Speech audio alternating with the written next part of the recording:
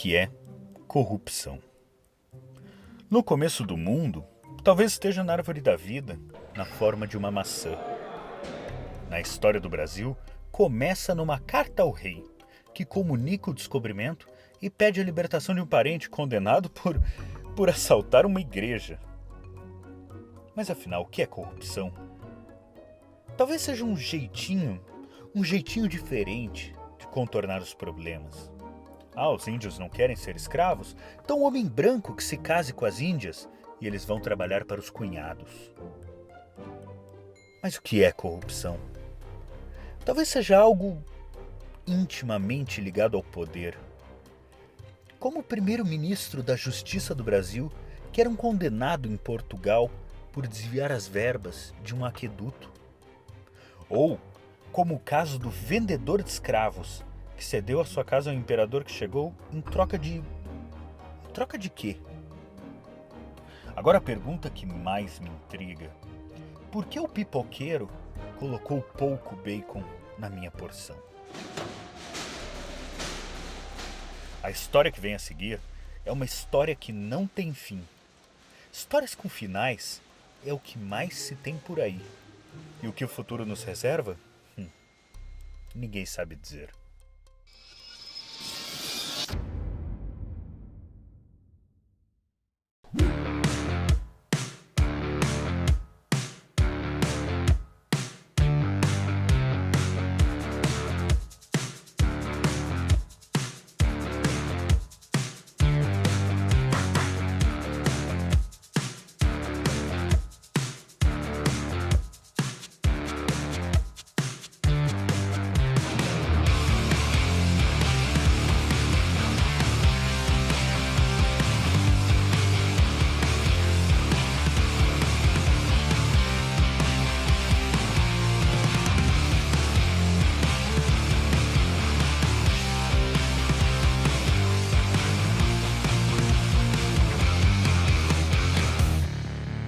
Eu tenho ligações históricas com a Itália, estudei na Itália, enfim.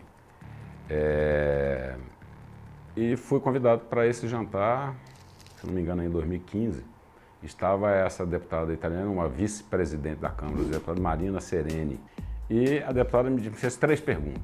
A primeira foi: o senhor vai ser candidato a cargo político, majoritário ou proporcional? Eu falei: não serei. Falei: isso é bom porque na Itália aconteceu isso, né, de a pessoa assumir um cargo político, e fizeram um julgamento retrospectivo, fizeram um julgamento no espelho retrovisor, dizendo que tudo aquilo que tinha sido feito com vistas a conseguir um espaço na política italiana por magistrados. A segunda pergunta foi se eu tinha ideia de qual a profundidade, até que nível de profundidade essa investigação iria. Eu falei: não tenho ideia. Ele falou: então é bom o senhor pensar, porque vocês têm apoio popular, na Itália também houve apoio popular para essas investigações, e como lá eles mergulharam muito raso nessas investigações, eles acabaram atingindo pessoas comuns. E isso assustou um pouco a população e disse: opa, mas peraí, aí vai chegar em mim também, né? E isso retira o apoio popular da Operação Mãos Limpas, com um tempero adicional que foram 14 suicídios que aconteceram ao longo dessas investigações. E a terceira pergunta, ela me fez: o senhor sabe quando é que o senhor vai terminar essa investigação? Eu falei: não tem a menor condição de dizer isso, né? Eu não estou entendendo a pergunta. A investigação, ela tem uma vida própria, ela tem um caminho que segue, e a gente tem que seguir esse caminho com as provas que aparecem, com os indícios que são desvendados, né? Ela falou: não, o senhor tem que terminar com essa operação de forma planejada, porque se o senhor não o fizer, uma mão externa fará.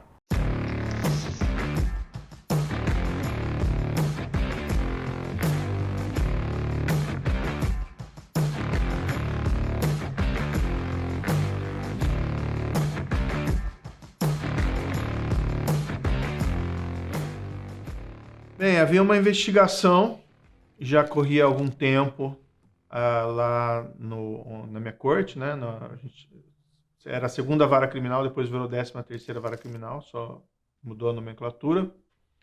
E é uma investigação que não avançava muito, tinha dificuldades, mas ali pelo ano de 2013, ela começou a ganhar um certo impulso em decorrência da atuação, principalmente do delegado Márcio Anselmo, na época, e se chegou a identificar algumas pessoas que estavam envolvidas em que nos parecia lavagem profissional de dinheiro. No início parecia um caso ordinário, mas...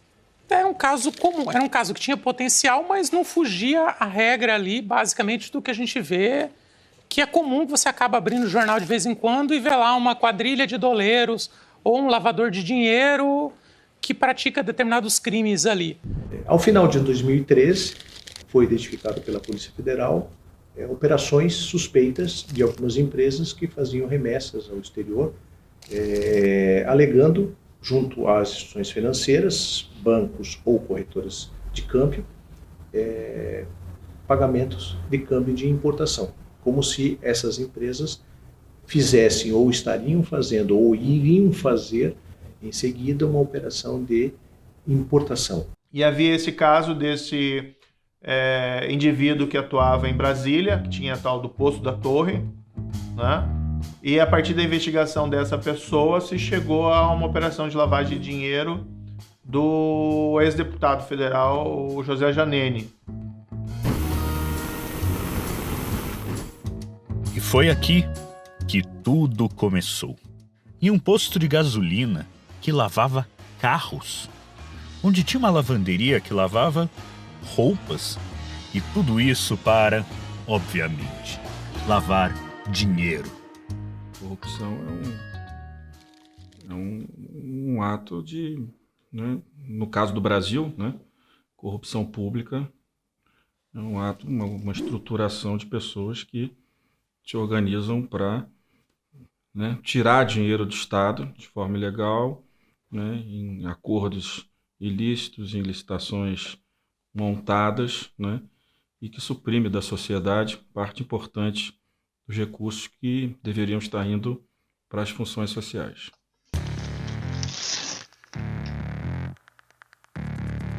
A Polícia Federal iniciou hoje a Operação Lava Jato Paulo Roberto Costa combate à lavagem de dinheiro. Paulo Roberto Costa e Alberto Youssef, dois... Confirmou a ajuda financeira para a campanha eleitoral do rombo da Petrobras. Eu acho que um dos marcos foi 17 de março de 2014, quando foram realizadas as primeiras buscas e apreensões e prisões no caso. Eu acompanhei mais como uma espectadora privilegiada, porque estava no gabinete ao lado do que o Sérgio trabalhava. E ele veio conversar comigo no dia anterior à deflagração. Ele sentou aqui e me explicou que no dia seguinte teria a deflagração de uma grande operação. Eles já estavam investigando há algum tempo, lavagem de dinheiro, evasão de divisas, tinha uma questão que envolvia tráfico de drogas também. Eu trabalhava na Gazeta, na época, na Gazeta do Povo. Fazia, acho que 2 anos que eu estava lá. E eu trabalhava em política e eu era uma das repórteres que entrava de manhã. Então, quando eu cheguei no jornal, já estava rolando a operação, a primeira, né? E aí o meu editor pediu para eu dar uma apurada, para eu fazer um texto ali já de início sobre o que era a primeira fase. Então, essa primeira fase foi a prisão do Alberto Youssef. Ah, sim. Precisamos falar melhor desse personagem, Alberto Youssef. O doleiro, antes de ser a peça principal da Lava Jato, ele tinha um algo a mais. Uma estranha atração pelo, quem diria, crime. Mas vamos contar a história dele desde o começo. Não das vezes que ele foi preso por contrabando, porque isso não importa. Mas sim, desde que ele e os principais personagens da Lava Jato se cruzaram pela primeira vez.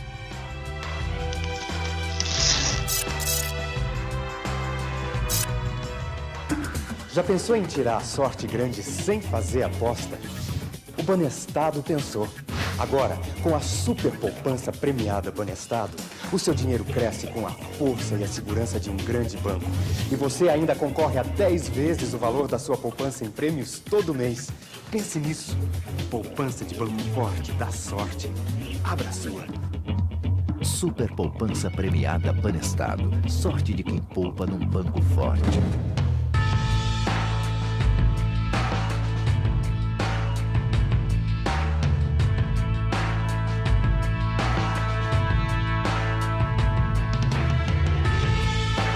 A operação aqui em Curitiba, a Operação Banestado, começou em 2003. Mas, na verdade, os fatos remontam a 1996. Eu era procurador naquela época em Foz do Iguaçu.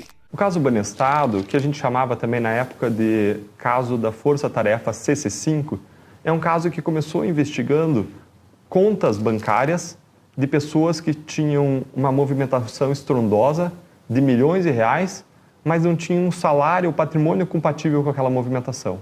O próprio nome da Força Tarefa, que ora chamavam de CC5, ora de Banestado, é justamente porque havia uma carta circular de número 5 do Banco Central do Brasil que em determinada época, especialmente a partir do final da década de 80, permitiu que brasileiros com residência no exterior transferissem esse recurso, esse dinheiro, para o exterior. A conta CC5, tecnicamente, não era ilegal. Era uma autorização que o Banco Central emitiu para certas operações financeiras em regiões de fronteira, basicamente Foz do Iguaçu. Nesse início aí dos anos de 96, 97, nós começamos a entender um pouquinho mais como que se transformava, como é que ocorria as primeiras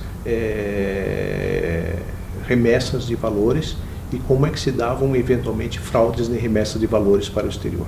Eu sabia que tinha um mecanismo de evasão de divisa, né, de uma maneira altamente complexa, e você tinha muitos nomes de pessoas, né, sendo utilizados indevidamente. Então o trabalho que você tinha era um trabalho árduo, que você manipulava altíssimos valores, milhões de movimentações, e que muitas dessas pessoas nem sabiam que os seus valores, na época exigiam cheques predatados, tá? Então eu nem sabia, não tinha ideia que os seus cheques predatados eram utilizados. E a quantidade de processos decorrentes da Operação Banestado era assim algo vultuoso. As pessoas envolvidas, né, não o alto escalão, mas os agentes da corrupção, os agentes bancários, os chamados laranjas, né, os que emprestavam o seu nome para as contas bancárias, moravam em Foz ou na região de Foz do Iguaçu. A minha opinião pessoal é que foi uma válvula de aliviar a pressão do câmbio naquele momento histórico em que o governo federal ainda insistia no câmbio da paridade e havia uma pressão muito grande no câmbio paralelo. Então, para aliviar a pressão, eles deram essa autorização e sabiam que ela seria usada pelo mercado paralelo para comércio ilegal de moeda. E em 2013, já numa situação insustentável, porque não se conseguia fazer persecução criminal, foi criada uma força-tarefa, tá, inicial, composta por mim, pelo Carlos Fernando e pelo próprio Vladimir. Nós passamos 6 meses em Curitiba denunciando todos os casos, a estrutura financeira da evasão. Então, na verdade, quando nós começamos a investigar em 1996, estávamos investigando sempre com muito atraso. Quando nós recebíamos uma informação de uma conta de um laranja, esse laranja já tinha sido desativado e já existia uma substituição por novos laranjas. Em Foz do Iguaçu, isso se estendeu muito tempo. E aqui no Paraná, nós criamos o Núcleo de Investigação Criminal, que começou a desenvolver as grandes operações, coordenar as grandes operações. E a partir dali, segundo diz a lenda, né, é que se criou uma escola de investigação criminal, nós preparamos procuradores, né, e os juízes também começaram a se adequar a essa realidade. Nós tivemos grandes juízes nessas operações todas, desde 1996, né, e a partir de 2013, então, se criou já o Banestado toda uma filosofia de trabalho, né, sobre combate à corrupção.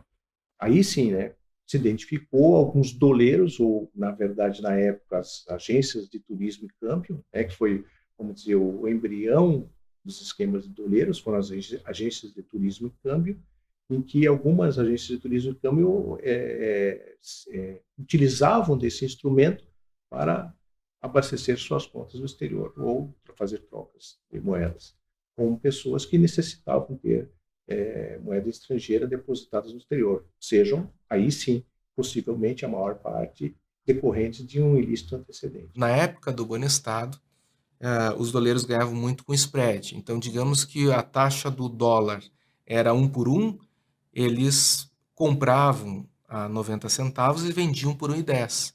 Então, imagine que negócio hoje é possível, que inclusive é fora do sistema, fora de controle, por isso não paga imposto de renda, não pagava nenhum tipo de tributo próprio da atividade financeira, com uma lucratividade praticamente líquida de mais de 20%.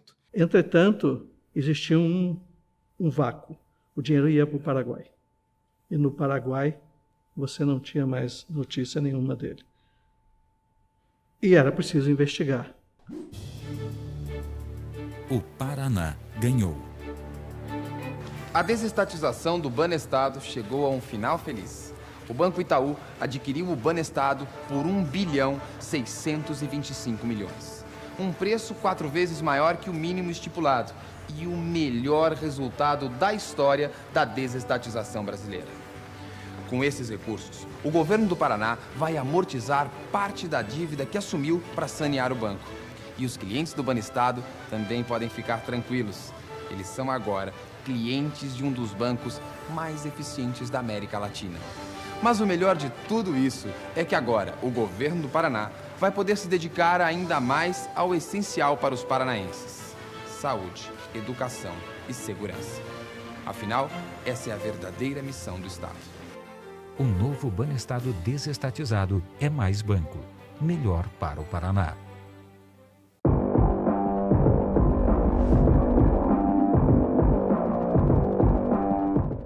Por circunstâncias históricas, o Banco do Estado do Paraná foi vendido para o Itaú. E o Itaú teve acesso à agência de Nova York do Banco do Estado do Paraná e verificou que havia muita irregularidade. Boa parte do dinheiro que ia para o Paraguai acabava indo para contas no Banco do Estado do Paraná, em Nova York. E o Itaú chegou à força-tarefa e ofereceu a possibilidade de contratar um advogado americano e pediu uma medida de autorização para o governo brasileiro, para o Ministério Público Federal, para cessar esta compra.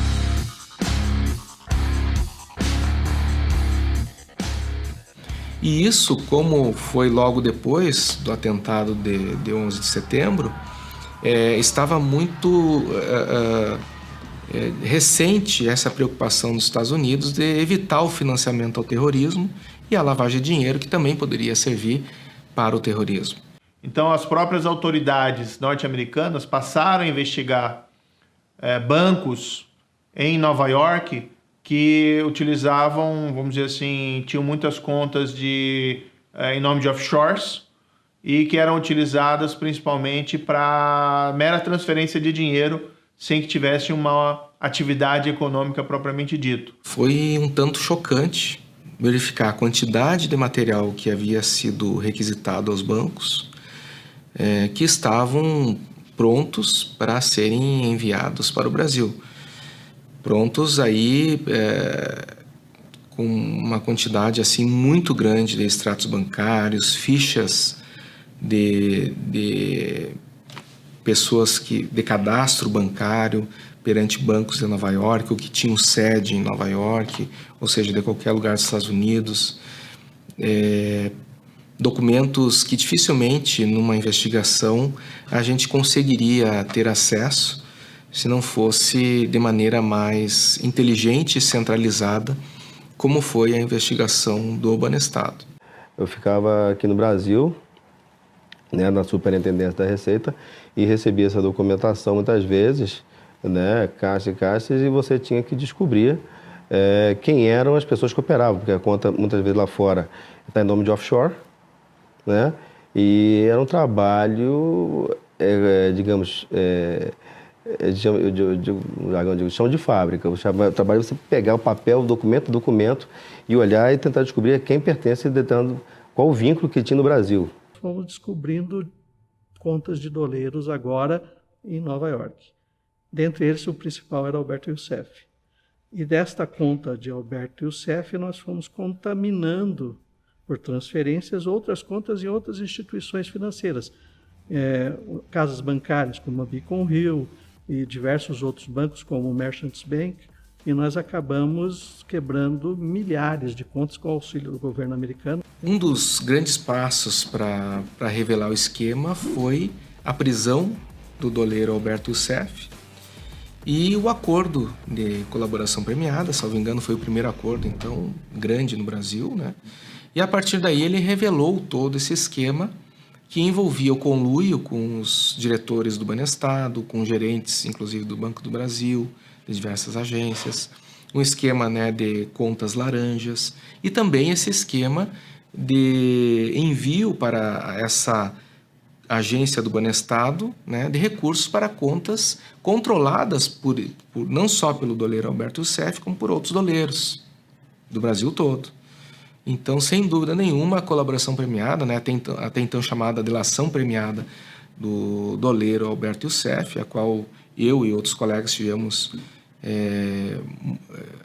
a grata, digamos assim, satisfação de colher diversos interrogatórios, viabilizou o entendimento do esquema e até a recuperação de valores dessas contas, inclusive, portanto, a descoberta de recursos não só na agência Banestado Nova York, como em outros lugares do mundo. E o que aconteceu? Ele entregou o mercado de câmbio brasileiro negro e ele entregou vários esquemas de corrupção envolvendo, na época, o governo estadual. Isso daí foi desenvolvido no âmbito da justiça estadual. Se entendeu que valeu a pena, ele ficou lá, recebeu uma pena que, de fato, com benefício, foi mais ou menos 1 ano de prisão. Mas naquela época, em 2004, 2005, 1 ano de prisão para o criminoso de colarinho branco era algo assim muito extraordinário na prática de se alcançar. A boa parte dos grandes escândalos da época passaram por ali, os dinheiros que foram para fora. Vocês foram buscar, os grandes escândalos passaram por ali, e muita sonegação fiscal e outros mais, né? Mas eu posso dizer que os grandes escândalos nacionais passaram por ali. Eu acredito que até hoje é o maior caso de lavagem de dinheiro que o Brasil já viu. E foi um trabalho que foi feito com uma grande coordenação entre instituições no país. Houve uma proximidade muito grande entre os procuradores da República, que atuaram nesse caso, e os delegados da Polícia Federal. E esse entrosamento, essa sinergia, foi uma das sementes que depois veio a contribuir para a Lava Jato, como a gente a conheceu. O Youssef, como pessoa, ele sempre teve, né, uma aparência muito fácil de conversar, uma pessoa que costuma agradar no que fala, nos termos que usa, enfim, a simpatia que ele transmite, talvez características da função que ele exercia para transmitir confiança e amizade para diversos agentes públicos, políticos, empresários, fez com que ele, se não sempre fosse, se tornasse uma pessoa muito simpática, digamos assim. Foi obsessão desde o tempo do Banestado. Desde o tempo do Banestado, me prender. Eu vi um jornalista comentar esses dias de que numa conversa com o Onyx disse que há muito tempo o Moro tinha a intenção de me prender.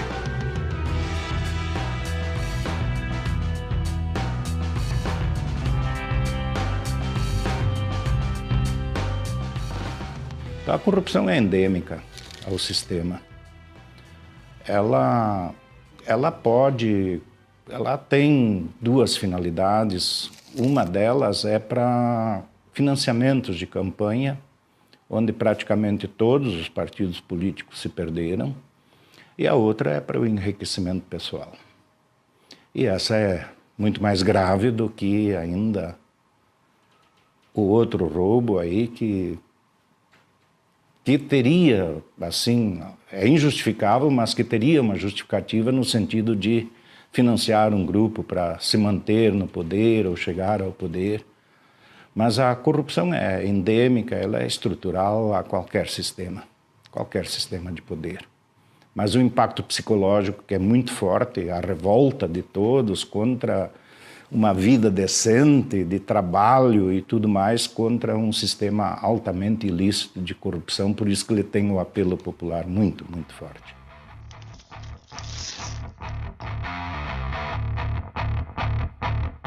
Acabar com a corrupção é o objetivo supremo de quem ainda não chegou ao poder. Não é a frase minha, mas é a frase verdadeira. É do Milor. O senhor escreveu na cadernetinha do lado dos pagamentos, né? Para mostrar como é podre a política brasileira. Quando eu cheguei, achei acanhada a investigação. Era sobre 4 doleiros, lavagem de dinheiro, não tinha nada especialmente importante. Até falei, por que vocês me chamaram? Porque normalmente você trazer um procurador regional antigo é porque a questão é muito delicada. Mas havia Alberto Youssef preso. E Alberto Youssef era já conhecido da Operação Banestado, onde ele tinha um acordo de colaboração. Este personagem é essencial na Operação Lava Jato, porque é do presente que ele dá para um ex-diretor da Petrobras, Paulo Roberto Costa, uma Range Rover, é que nasce realmente o Lava Jato. E eu lembro também dele comentar que tinha esse caso fortuito, que era o pagamento da Land Rover para um ex-diretor da Petrobras, que ele falou que era algo que ainda não estava muito claro qual a vinculação com o resto dos fatos que estavam sendo investigados. Então, eu sou testemunha na fase de deflagração da primeira fase, de que o objetivo inicial não era investigar a corrupção, muito menos o objetivo inicial era investigar a corrupção na Petrobras ou no governo federal, ou qualquer coisa que se acusa hoje, né? No dia da primeira fase da Lava Jato, em 17 de março de 2014, foram cumpridas buscas e apreensões não só relacionadas aos doleiros da operação, mas relacionadas também a Paulo Roberto Costa. E naquele dia aconteceu um evento que ia mudar o curso da Lava Jato. Aconteceu que, enquanto a Polícia Federal se dirigiu e foi ao escritório de Paulo Roberto Costa fazer a busca e apreensão, chegando lá, eles identificaram que a porta estava trancada e decidiram virar as costas para aquele ambiente e ir para a casa de Paulo Roberto Costa buscar as chaves, porque essa casa do Paulo Roberto Costa estava também sofrendo uma busca e apreensão. Enquanto eles se deslocam para lá, Paulo Roberto Costa entra em contato com familiares, esses familiares vão àquele endereço do escritório, sobem e descem de elevador várias vezes, sobem com sacolas vazias, enchem as sacolas no escritório, descem com as sacolas e bolsas e vão-se embora. E quase como numa cena de filme, enquanto eles estão indo embora, logo em seguida a Polícia Federal chega, eles quase se cruzam, a Polícia Federal pergunta para a pessoa que cuidava do local, uma espécie de porteiro, se tinha acontecido alguma coisa diferente, e ele fala sim, aconteceu sim, e eles perguntam o que aconteceu, e o porteiro comentou que várias pessoas tinham chegado, tinham ido exatamente àquele local que seria objeto da busca e apreensão.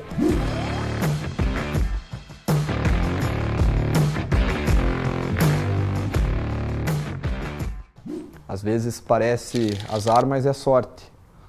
Então, quando a gente viu os parentes indo no escritório para levar aqueles sacos, aparentemente com documentos e até mesmo com dinheiro, nós pensamos que poderia ser uma grande oportunidade que foi desperdiçada de aprender provas relevantes, mas depois se mostrou, na realidade, uma grande sorte, que foi essa conduta, porque legitimou não só a prisão preventiva do Paulo Roberto Costa, como voltou os holofotes para ele, né? Não, era o diretor de abastecimento da Petrobras, foi nomeado acho que em 2004 e permaneceu até 2012 ou 2013, e ele era basicamente um dos homens fortes, né, na Petrobras, responsável, vamos dizer assim, pelos acertos de corrupção envolvendo contratos na área de abastecimento. Vamos lembrar que nessa época foi a época da construção das grandes refinarias, né, que custaram muito mais do que seria o esperado. E é interessante que nesse momento eu chamei os advogados da Petrobras para virem conversar aqui na sede da Força Tarefa da Lava Jato. Eles sentaram comigo numa sala e eles disseram que eles tinham feito uma auditoria. Tinham colocado uma série de pessoas numa sala, olhado todos os contratos da refinaria Abreu Lima, tinham olhado passo a passo todos os contratos e a conclusão a que eles chegaram é que não tinha como existir corrupção dentro da Petrobras. Veja, o interessante eu lembro a primeira reunião da Petrobras, quando a operação já deflagrada, eles vieram nos explicar os procedimentos internos, e a primeira manifestação da Petrobras é possível haver fraudes, é possível haver corrupção. Os esquemas são sérios, controles e tal. Então a corrupção está aí, provada. Pode-se acusar de muita coisa a Operação Lava Jato, mas não de que não provou a existência da corrupção. Isso é fato, está lá para se ver. Tecnicamente falando, é uma empresa quebrada. O que acontece? A Petrobras está cada vez mais aumentando a sua importação de derivados, quer seja de diesel, quer seja de gasolina. Gasolina está importando porque o governo está matando o setor de etanol por segurar o preço da gasolina. Esse governo está matando a Petrobras. Matando. O governo obrigou a Petrobras a participar em 30% do pré-sal, todo o pré-sal, 30% no mínimo, e ser operadora. Ela não vai ter condição de investir, o cara já se comprometeu a investir por determinação do próprio acionista majoritário.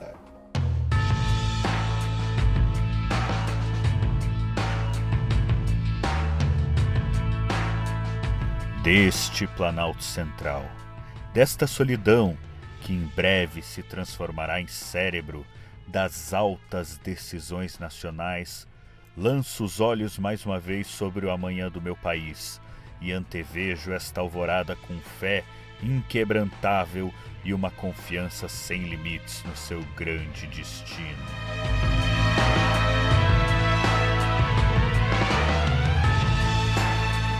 Veja, o caso ainda estava no começo, não era o primeiro semestre de 2014. Houve o surgimento e a imprensa começou a tomar atenção sobre o caso, também o Congresso, e começaram a surgir, após a prisão do Paulo Roberto Costa e Roberto Youssef, notícias de que poderia ter o caso envolver pagamentos de subornos a autoridades com foro privilegiado.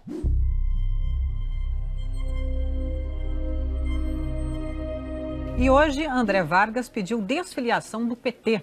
O Conselho de Ética da Câmara analisa a abertura de investigação contra ele. Vargas teria ligações com o doleiro Alberto Youssef. Segundo a assessoria de André Vargas, ele se desfiliou para se defender das acusações. No início desta semana, o presidente do PT, Rui Falcão, disse que Vargas deveria renunciar ao mandato. O ministro Teori era um sujeito extremamente bem-humorado. Raramente ouvi o ministro Teori de cara amarrada, com o senho fechado, né? Uma pessoa doce, educada, afável, sob aparência sisuda. Ele era meio contrafeito fisionomicamente, para quem não mantinha com ele uma relação de proximidade física, social, de amizade. Nos momentos mais tensos, nos momentos mais,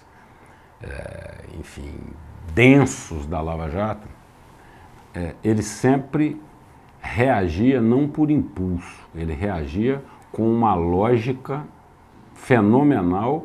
E ele analisava, antes de dizer qualquer coisa, ele analisava a situação num contexto como um todo. Então ele planejava, ele era um estrategista, assim, e um jurista de mão cheia. E era um cara muito respeitado dentro do Supremo. Nessas relações mais privadas, como era agradável conviver com Teori. Gostava de música, era uma conversa descontraída, ele gostava de uma conversa descontraída. Um homem arejado, sem preconceitos. mundo de evidência aberta, atualizada, e profissionalmente um expoente, um notável. A Lava Jato chegou onde chegou sem medo de errar, porque esteve nas mãos do ministro Teori desde o começo. Sem medo de errar, sem medo de errar. E ou através de uma medida, acho que foi uma reclamação, né, do advogado do Paulo Roberto Costa ao Supremo Tribunal Federal, se disse lá, isso é competência tudo do Supremo, né, o caso tem que ir para o Supremo. Embora o Paulo Roberto Costa não fosse autoridade com foro.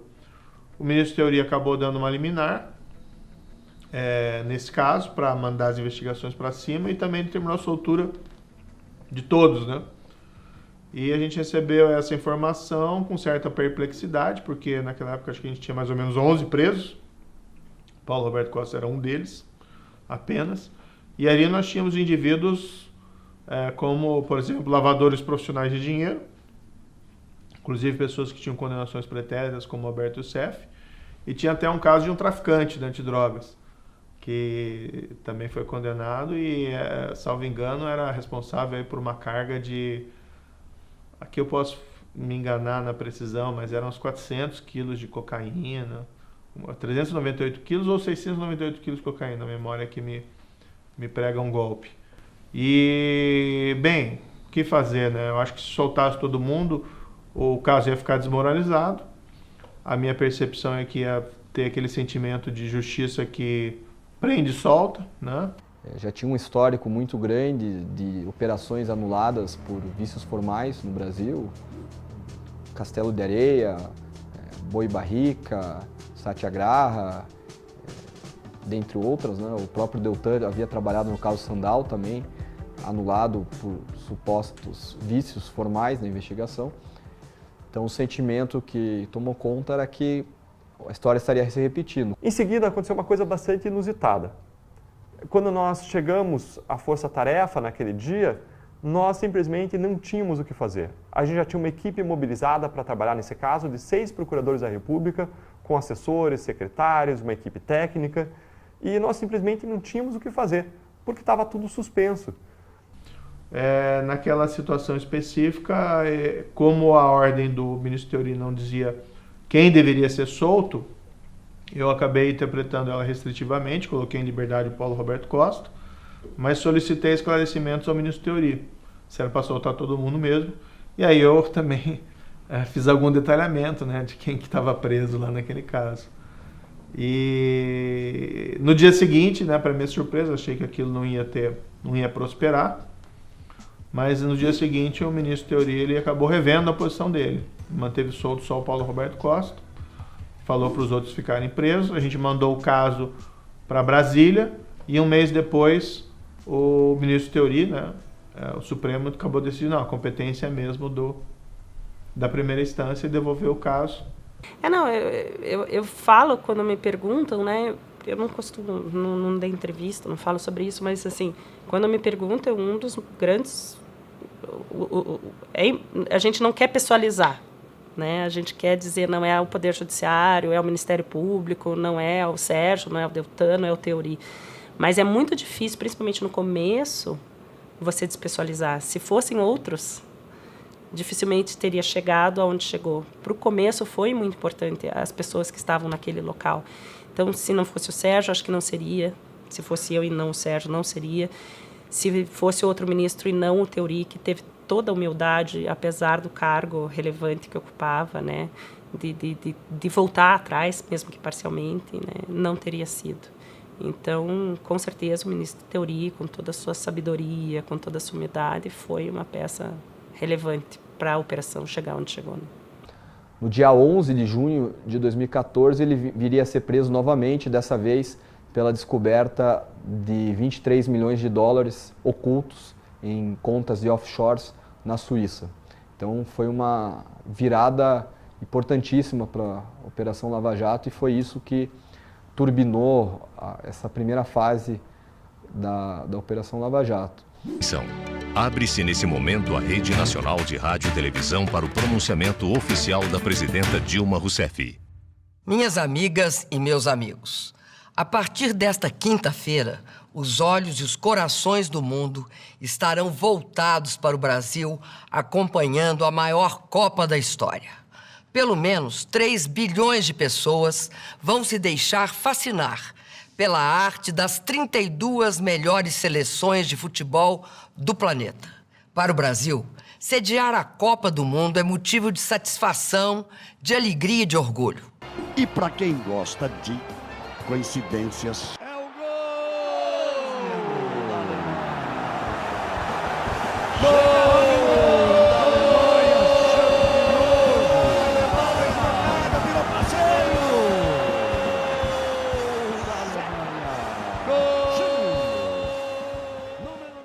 A primeira coisa, então, que eu deveria dizer aqui, o que é uma delação. Estamos falando de delação? A delação chama-se delação premiada, ou depois chamam de colaboração premiada, mas arrumaram um nome mais palatável, porque na verdade é o que se trata realmente de uma delação.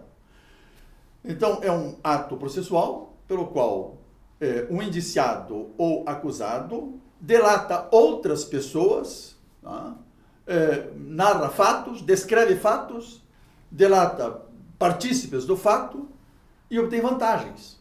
Quer dizer, é uma delação premiada, obtém um prêmio por isto. Ora, eu estou dizendo, se é assim, é uma troca, é um negócio. A delação premiada é um negócio penal. Nós estamos aqui na justiça penal negociada, o que é uma coisa, eu acho, absurda no processo penal, uma coisa que nós importamos dos americanos. As pessoas tendem a achar, meio uma visão cristã desse tipo de relação, de que as pessoas têm que se arrepender. É como se fosse um arrependimento cristão. Não, o colaborador é uma pessoa que faz um cálculo de interesses pessoais. Aí vem os puristas e dizem assim, mas não é ético. Que bonito, né? Não é ético, então todo mundo pode roubar, todo mundo pode matar, mas delatar não pode, não é ético. Mas quem é que está falando em anjos? Nós estamos falando de seres humanos. Seres humanos, tem grandes seres humanos na história e tem uma massa enorme de gente que não vale nada. Então, para negociar com esse tipo de gente, é o toma lá e dá cá. E por isso, muitas vezes, se justifica a preventiva. Sim, se justifica. Porque senão não há outra forma. Ou como é que vai ser? Vai ser uma varinha mágica? Os críticos nunca arranjam outra solução. Eles veem, não pode, mas o Estado tem que se responsabilizar. Tá bom, o Estado. Tá, e daí? Como é que o Estado faz? Então, obviamente, não se prende para colaborar. Entretanto, estar preso pode ser um bom motivo para que a pessoa pense em colaborar. Às vezes, o envolvimento da família. O envolvimento da família pode ser alguma coisa que incomode, ou a própria perspectiva de ser investigado. Uma operação de sucesso como a Lava Jato incomodou muita gente que tinha que dormir com a sua malinha de roupa esperando o japonês da Federal bater na sua porta. E isto, psicologicamente, é desgastante. As pessoas preferem, muitas vezes, um fim horroroso do que um horror sem fim. Então, a prisão se prolongava. E, às vezes, se prolongava por anos. E aí vem o grande problema da delação. Porque as pessoas denunciadas ou indiciadas, enfim, tinham a sua prisão preventiva decretada. Claro que o Moro não dizia que era para a delação, mas a gente sabia que o objetivo era esse, porque também tinha conhecimento de que passavam pessoas dizendo para quem estava preso, olha, se você delatar, você melhora a tua posição, se fulano delatou, ou às vezes o próprio delator diz, olha, eu também vou delatar, eu já delatei, olha, se melhora, e ele ficava. Imagina, agora um empresário, eu quero usar o caso do Léo Pinheiro, do Agenor Medeiros, da UAS, que esse é o caso do Lula, né?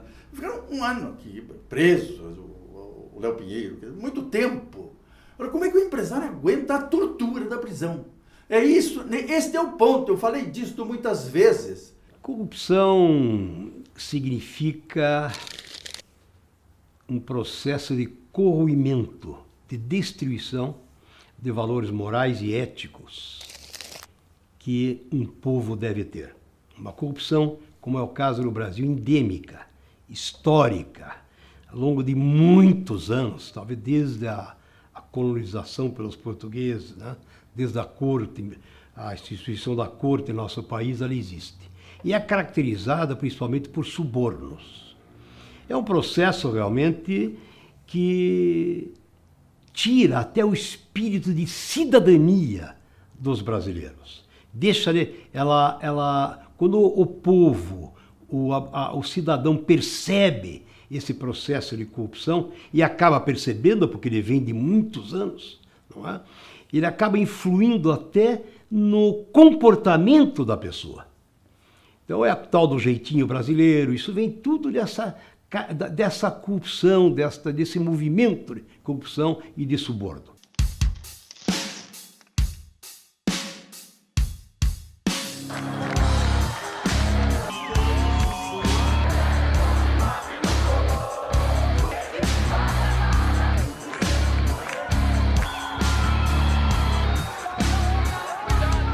Na verdade, as multidões que foram para as ruas espontaneamente, não é?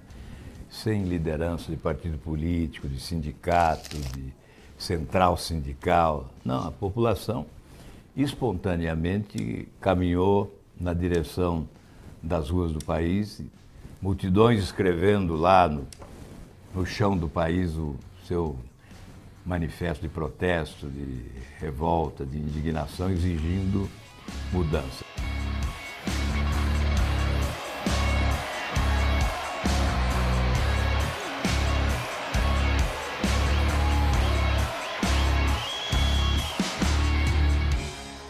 O Brasil, historicamente, assim, do meu ponto de vista, ele é um país mais pacífico, né? Mais de paz do que a população no Chile ou na Argentina, que as manifestações sempre foram mais fortes nas próprias ditaduras. A reação nesses países foi muito mais forte do que no Brasil, né? Acho que 2013 pegou todo mundo um pouco de surpresa, porque o PT é muito forte, né?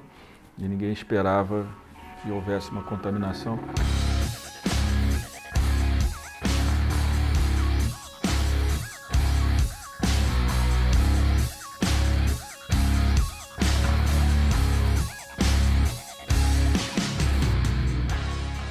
E aí as coisas começaram a evoluir. Evoluir até no momento em que nós votamos a lei da delação premiada. Isso já em 2013. Esta lei da delação premiada, depois desses episódios todos, mostrou que a partir dali as coisas começaram a acontecer.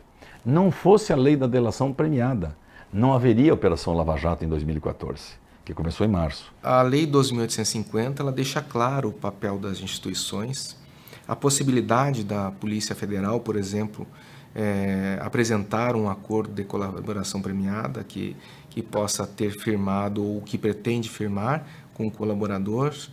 Ela esclarece determinadas regras para que as colaborações premiadas sejam feitas, sejam homologadas judicialmente, enfim, torna o jogo mais claro e transparente para todos os personagens envolvidos.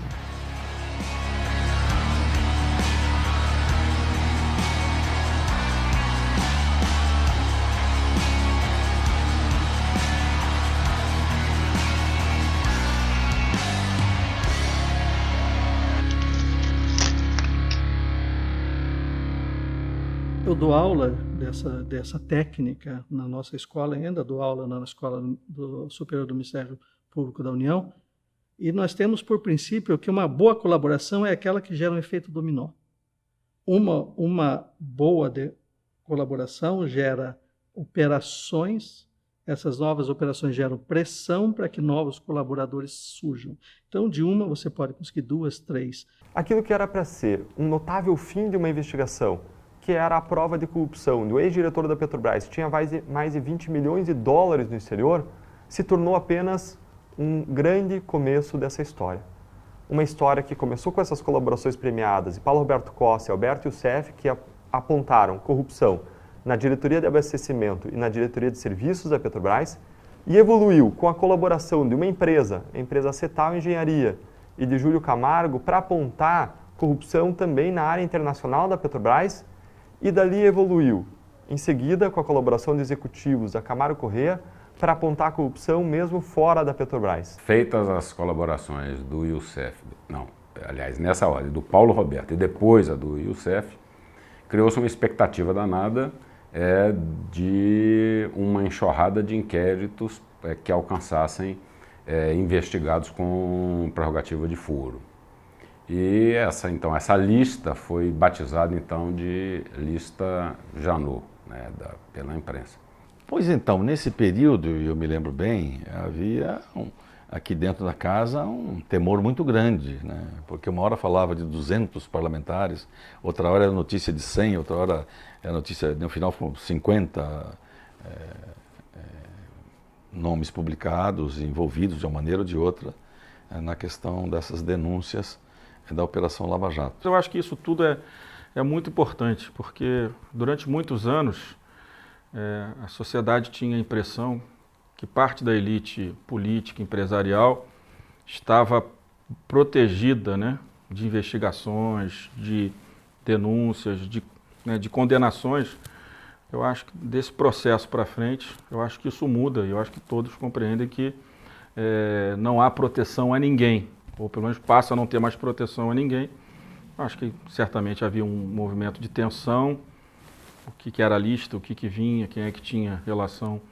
E o Youssef, para muitos, eu conheci o Youssef depois da operação, quer dizer, conheci o nome dele, né? Então, para muitos, aquilo foi uma novidade, né? O Paulo Roberto Costa também, poucos o conheciam. Então, acho que aquilo ali deve ter gerado, mas gerou um primeiro momento onde se prova, deixa claro que a nossa democracia é forte porque ninguém está protegido, né? Se indício existir, e é importante que o Ministério Público tenha essa liberdade de investigar, encontrando indícios, denuncia, senão arquiva.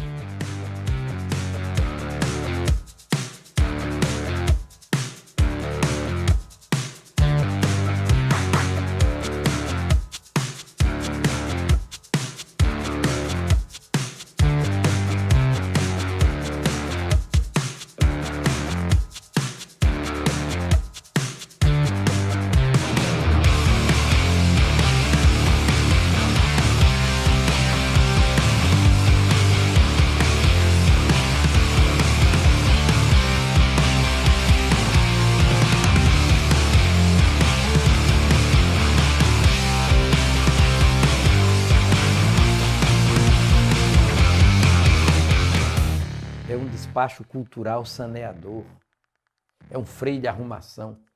Freio de arrumação não é para parar o veículo, não. O caminhão transportando mercadorias in natura. É para saculejar a carga e colocá-las no devido lugar. Agora, nesses momentos históricos de freio de arrumação, Petrolão, Mensalão, Lava Jato, nesses momentos de freio de arrumação, historicamente, quem não tiver com cinto de segurança do dever cumprido, do dever penal cumprido, vai se machucar. Corrupção é desvio de dinheiro público. Simples. Tipo, um conceito meio básico, para mim, é isso.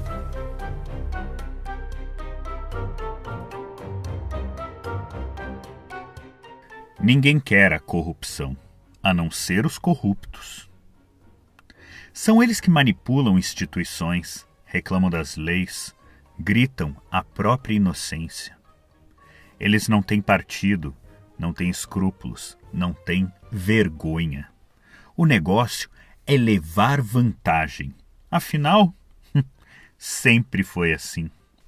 Até quando, Brasil? Brava gente!